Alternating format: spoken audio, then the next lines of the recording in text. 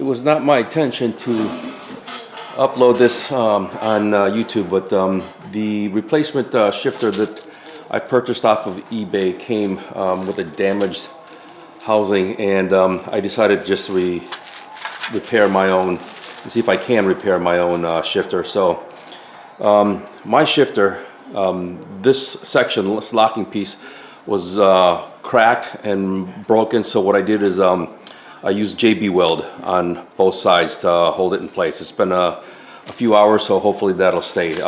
When I removed this, there was a this spring, and I wanted to show you how to reinsert it back in. So this spring goes in here like that. Then you're going to have to put tension on it, like so, and then you're going to put this piece down while you insert it in, and you're going to insert here. Let me just show you. This is where it's going to go as well. There's this little tiny groove here where the spring is going to set. So again, we'll reinsert it here. There's a little tiny groove there. Put tension on here. Push this down, and then just line it up in the groove here. All right, once it's lined in,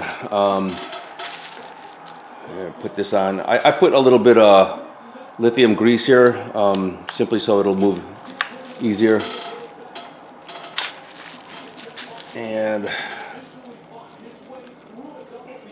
I also wanted to show you how I got access to the top half and found out why mine was malfunctioning besides this plastic piece. A lot of the components inside the shifter is made out of plastic, so over time, wear and tear, so it's still not, I gotta loosen up just a little bit.